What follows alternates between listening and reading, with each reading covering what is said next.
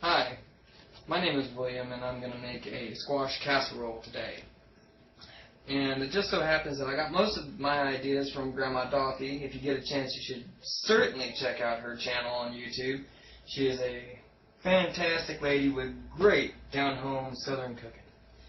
I decided to go with a squash casserole because it is nutritious, it's fairly economical, and it's fairly easy to make. Now, I had a lot of squash that somebody had given me. Yours truly actually behind the camera there. And as you can see, I have an ample amount. So this is about 6 squash, and this should be enough, I think, to make enough of a side dish or even a main course for at least 6 to 8 people. I don't know if you have ever had a squash casserole or if you've ever thought about a squash casserole, but they're fantastic. They're very tasty, they're filling, and the best thing of all is you can tailor it to however you want to do it. Casseroles classically are Italian, and they're, just think about something like macaroni, a real macaroni, that's a casserole. Lasagna, that's a casserole of sorts. They're very nutritious, and they're actually very easy to make. I mean, really easy. We have one very large sliced carrot, and you can do this however you want. You can slice it, you can dice it, you can use a grater. You know, you would use the big part of the cheese grater there if you want to do that. Just take the long part of the carrot and you slice it down like that, very easy. Or you can just use a potato peeler and you can whack that sucker down as quick and as fast as you want with one of those. It's up to you. This is a single large diced yellow onion. You can get this at the grocery store. You can buy them single or in a pack. We have 2 cans of cream of chicken. Now you can use cream of mushroom, you can use cheese, you know, the canned cheese, or if you want, you can use stock and heavy whipping cream.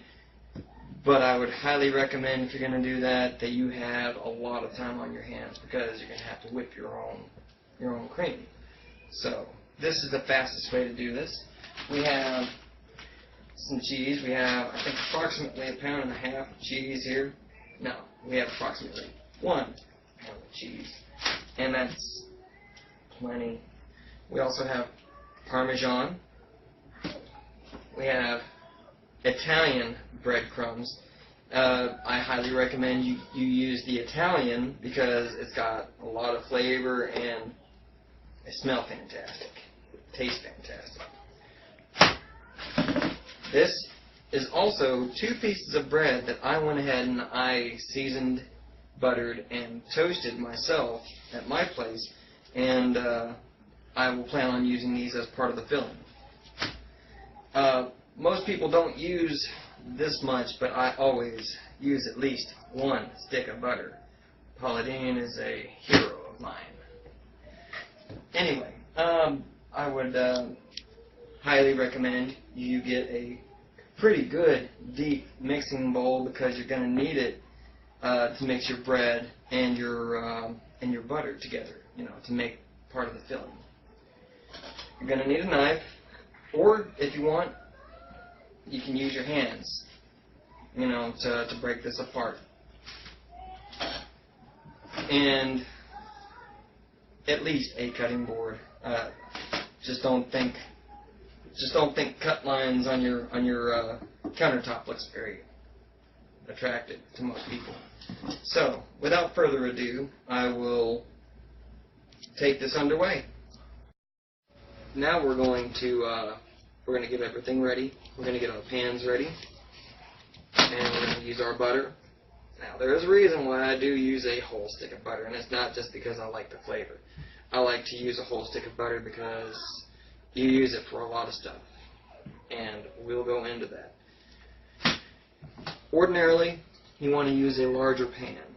we don't have a larger pan, but we're going to use what we've got, which will be just fine. You know, you're going to cook your squash, and you're going to let it cook down. And what you're going to do is you're going to, once it's cooked down and it's nice and kind of mushy, you know, not like falling apart, but when it's kind of mushy and you see the water from your squash cooked out, what you'll do is you'll come over and you'll drain it. Now, we only have 2 small colanders. Ordinarily, I would use 1 big.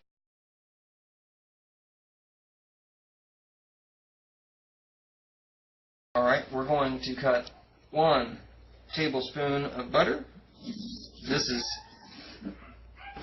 butter here is, it's been sitting out for a little while, so it's already almost. Always make sure you wash your hands before you do this. Next, after you've cut your squash to about that size right there, you want to put it into the frying pan.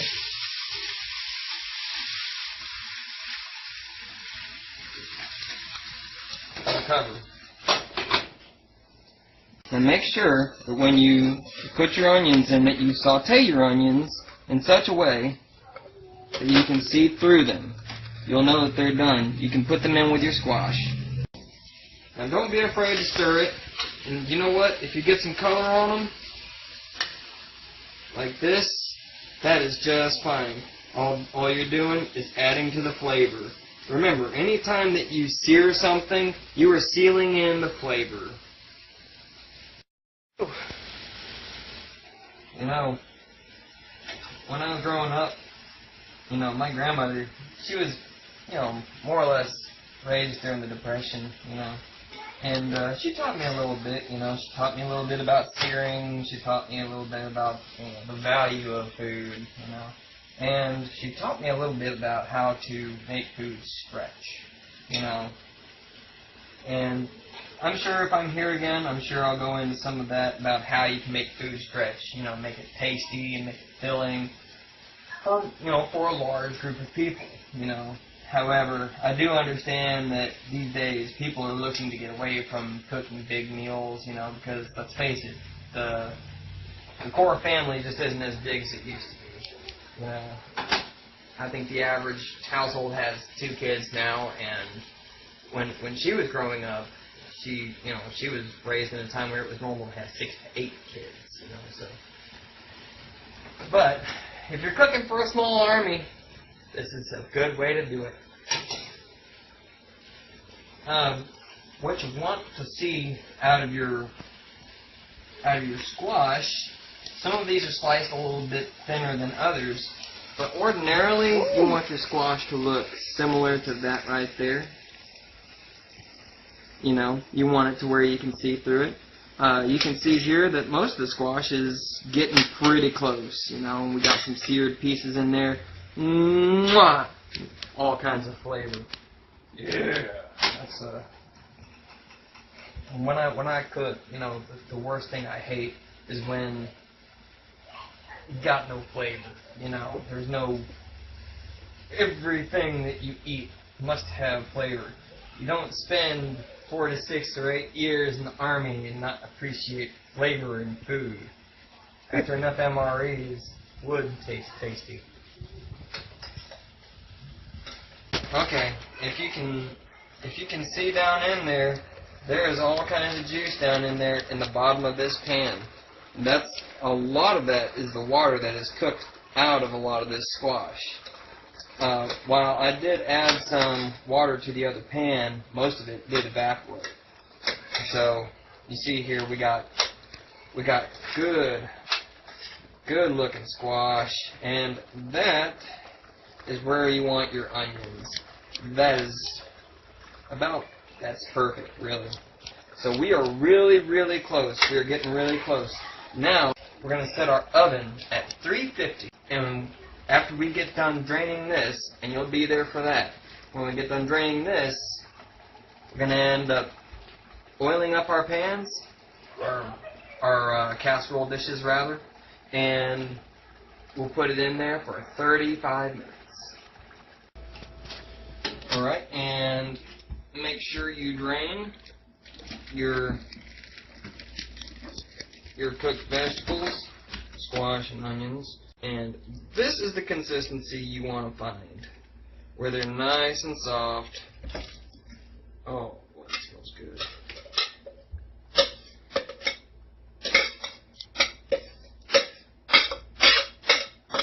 And don't leave behind any holidays. That's what I call leftovers that didn't get taken with the rest of everything. Alright, and we're going to start making our filling mix.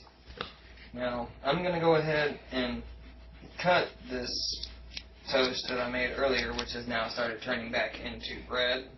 It's just flavored bread now, just about. But that's alright. It doesn't matter. It's still gonna do the same job that it was going to do in the first place. Now, when you finish cutting your bread, if you're cutting your bread, you're going to want it to be squares, something that appears like to be croutons. And what we're going to do with the bread, put our bread in the bottom of our dishes. Now I have two dishes, and I have two dishes because I just don't have one big enough dish. But you can ordinarily do this with one dish. And to fill in all the little spots that I couldn't get, I'm going to use some of these Italian breadcrumbs. And it's going to help to make a nice crust on the bottom here.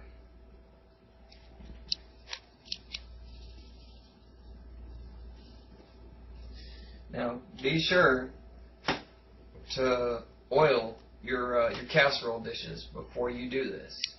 Otherwise, you're just going to wind up with seriously burnt mess that's not going to want to come out. Alright, we've got all our breadcrumbs and everything situated, and if you find some bare spots in the bottom of your pans, just go ahead and fill those up, It'll be a nice crispy crust when you pull it out. It'll be great. What we're going to do now is we're going to take the rest of our stick of butter and some ranch dressing. Ordinarily, and I forgot to mention this earlier, ordinarily you would use sour cream, but I like ranch dressing. Most of the folks around here I know like ranch dressing, and heck, I know some people that put it on their spaghetti, so it's got to be good. So we're going to use ranch dressing in substitution of our sour cream. Now, ordinarily, you'll use a small tub of sour cream, and you'll use the whole thing. And you'll fold it over with your butter, and you'll put some more of this in there. That'll act like a thickening agent, and you will also use one of these. Now, the reason that you get two of these, and that is the cream of chicken or the cream of mushroom or whatever filler type that you like. The reason you get two is just in case maybe you don't have enough out of one. You can open the second one, and guess what? It works just fine. You can't overfill it really with these. Now, we're also going to put carrots in there. We're going to put our carrots in there when we put our casseroles into the oven. And the reason I do it like that, there's a few reasons. One, I like the texture of the carrots. It adds a little extra texture with every bite. And I like the sweet taste that you get, or semi-sweet taste that you get from the carrots, where they're not, cooked out completely. You notice them a lot more. So that's the way we're going to do that. They'll cook just fine. However, you can cook them with the squash, or you can omit them. This is very basic. Alright, so we're not going to use all of this ranch, but we're going to use quite a bit of it. And it's a good thing that we're using that butter, because that butter is going to work as an extra thickening agent that you would have ended up, using, as the sour cream. So just want to cut it up like so. You want to try to fold it around if you can. Mush it up.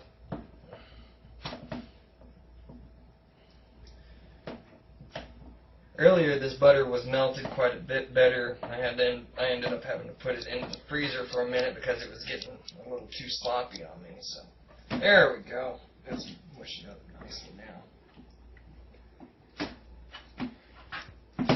There we go. That ain't bad. Now we're gonna fold in some of this here cream of chicken.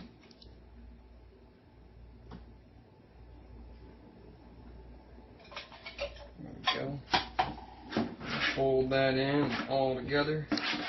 This ought to turn out really interesting. If that butter was just a little warm and melted, it would have mixed a little bit faster.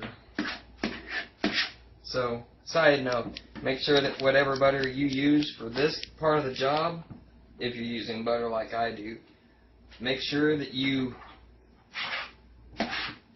got a fairly well melted stick of butter. Alright.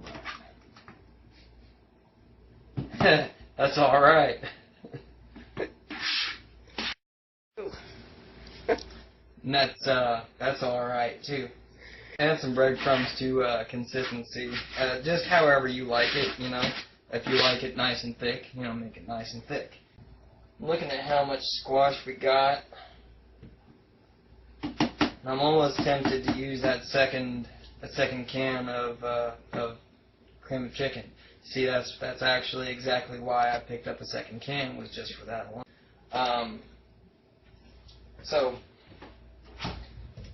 while everything else has been getting ready and, you know, getting the oven preheated, and it's pretty darn hot,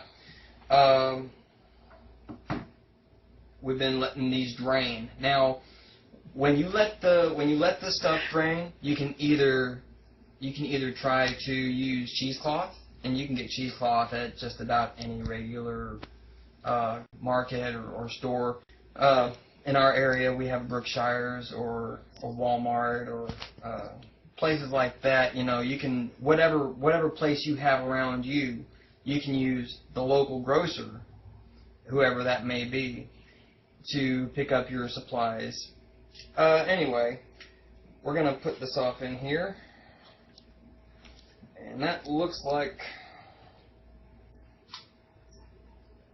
one can alone is only gonna do like one of these dishes. So it looks like we're gonna need 2 cans.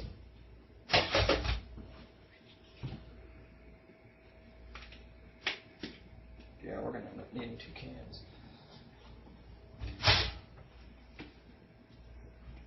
And it just so happens that this is the time that you can add everything. I mean, you got your crusts ready to be made, you know, got all your stuff together. So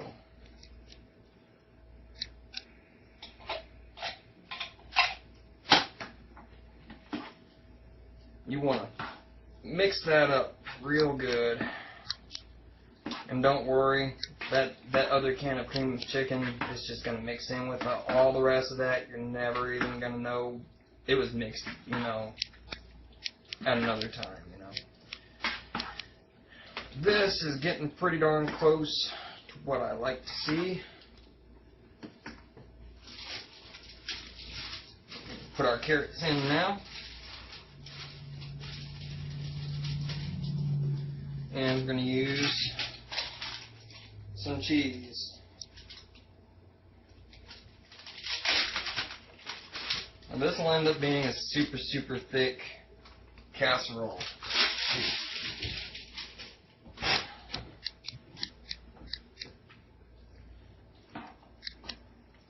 Try to keep it in the bowl. That's why you need a real big mixing bowl if you've got one. That will certainly help to keep everything in your bowl and keep it from jumping out and into your casserole dish prematurely. Oh, that is starting to really smell good. I'm starting to get hungry. This is really looking good. And another reason why I like to use carrots in mine, not only have I seen other recipes that have called for carrots, but it adds such a nice color. I mean, if you look at that, look at that. I mean, it's yellow and orange. It's bright, you know. Once it gets cooked, it'll be yellow and orange, and then you're gonna have like whatever you know, whatever topping that you have on top of it. Now, I forgot earlier to add about a tablespoon of salt. So I'm going to do that now. It won't matter as long as you add it before you put it into the oven. Mix that in there a little further.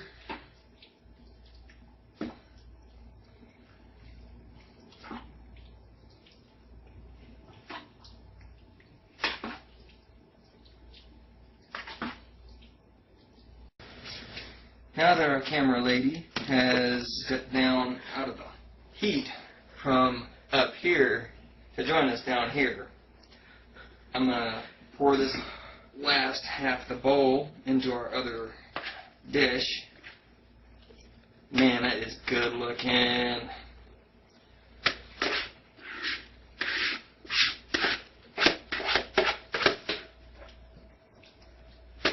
Always loved the kitchen. Always loved being in the kitchen with my mom, grandmother, even my dad. My dad taught me a lot about cooking.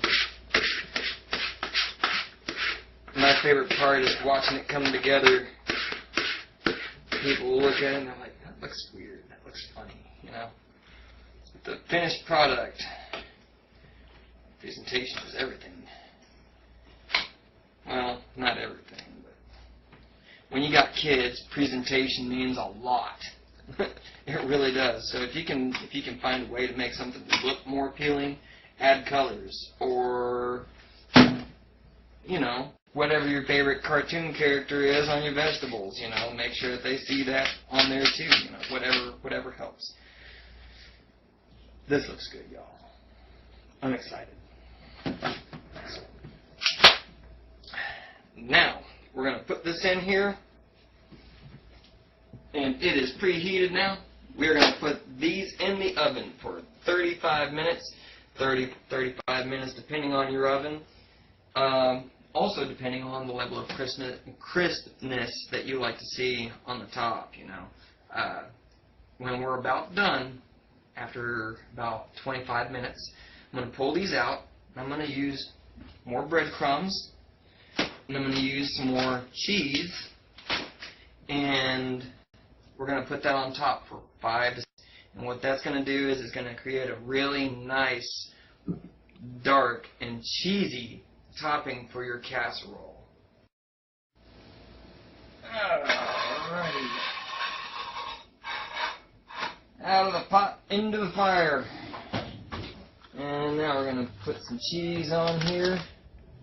Sprinkle of cheese on there somewhat liberally. We got about 5 to 7 minutes left.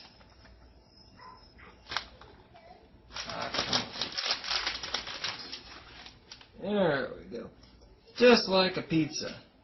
Is it like a pizza? Not really like a pizza. There goes the timer. Oh man. There's the other timer. That was the backup.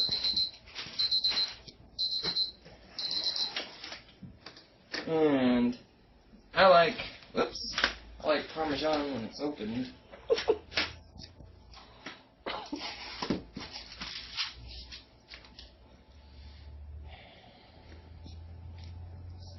If you can't laugh at yourself, you shouldn't laugh at nothing. There we go. And haha, that's gonna be nice. Yes, I know. Yes, thank you. And crisp up some breadcrumbs on top. And doesn't that look good? Just wait until it all cooks up. Wait until you see what that's gonna look like. Back in the fire.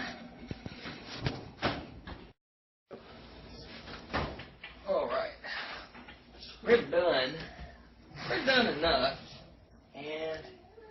it's almost perfect. It ain't quite what I wanted, but it does look pretty good. You see how it's starting to brown around the edges just a little bit. You want it just a little darker than that, but this will be fine. This looks good. What you're getting when you get that brown around the edges there and everything else rising up to the top along the sides. You know, we buttered the whole dish before we put everything in there, and now that butter is creating like a, I don't know, it's like its own little seared barrier. You know, I don't know. In some places, you can actually see where it's kind of separating away from the dish a little bit. It's perfect. It's what you want. Cheesy. So, here in just a bit, we're going to let these cool down for about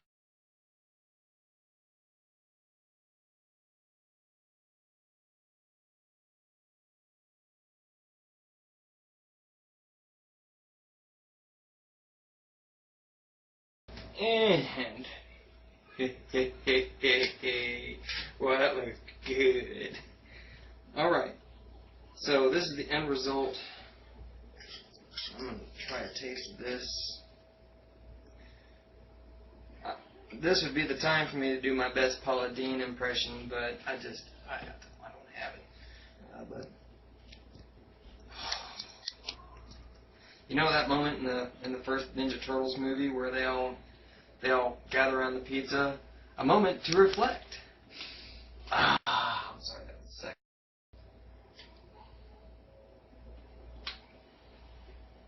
Still pretty hot.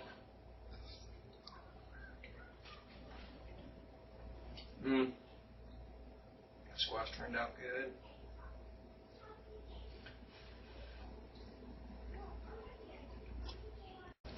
That turned out so much better than I thought it would. Now, if you want to make this dish, I would highly recommend that you use what we used here. It turned out fantastic. We are not promoting any particular brands right here. We are using only what we have in our kitchen from our local grocer. And you can get them. You can get these same things just about anywhere, as long as you don't live in like the top of the Canadian Shield or something. Maybe, I don't know. Maybe you can get a hold of this stuff. I don't know. Anyway, this is a fantastic dish. It's great for saving some money. It's very nutritious and it's so tasty. If you like, please click the thumbs up button. If you would, please comment down below and let us know what you think. Please, if you would, hit that subscribe button so that Pinky can get more likes and views and stuff like that. We can keep bringing things to you that you like to watch. Rock on. Have a good one.